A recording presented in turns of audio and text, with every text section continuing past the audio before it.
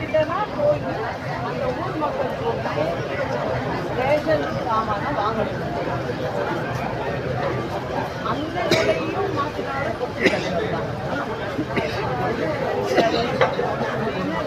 அந்த அளவுக்கு அது சம்மந்தமே இல்லாமல் அரசாங்கம் ஏழை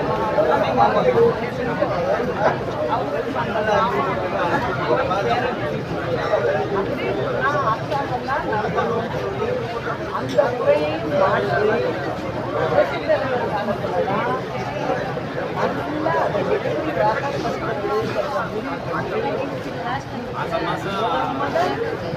ரேஷன் கடைகளை வந்து அரசுதான் அன்னைக்கு அந்த தலைவர் ஆட்சிக்கு 22,000 கடைகளை ஒரு கடைக்கு இவருன்னு வச்சிங்கன்னா கூட 44,000 பேர். அது மட்டும் இல்லை, அரசாங்க கடை அப்படிங்கும் போது எல்லாரும் போய் கேட்ட நேரத்தில் வாங்கிட்டு போகலாம். அந்த முறையை அவர் தான். அதுக்கப்புறம் பின்னாடி காலங்களில் வந்து அம்மா முதலமைச்சர் ஆன பிறகு அந்த தேர்தல் பயணம் போகும்போது சில கிராமங்களில் சொன்னாங்க.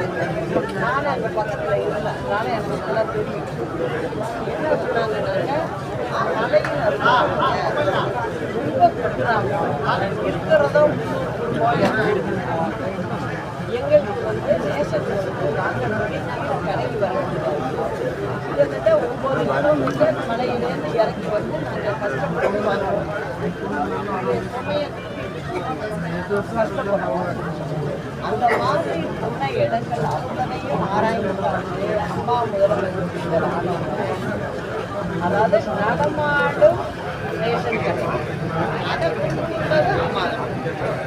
எதுக்கு இதை சொல்றேன்னா, தலைவர் காலத்திலையும் சரி அம்மா காலத்திலையும் சரி எப்பெல்லாம் அவங்க ஆட்சியில் இருந்தாங்களோ அப்பெல்லாம் மக்களுக்கு எது தேவை, எது நல்லது, அவங்களை கஷ்டப்படுத்தாமல் இருக்கிறதுக்கு நம்மளான முன்னேறி என்ன செய்ய முடியும் அப்படிங்கிறதெல்லாம் நினைச்சு செய்ய தலைவர் இன்னைக்கு பார்த்தீங்கன்னா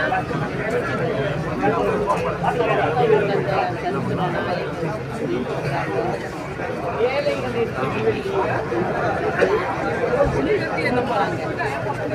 விளம்பரமா செய்யல, ஒவ்வொருத்த மனசுலேருந்து வர்றது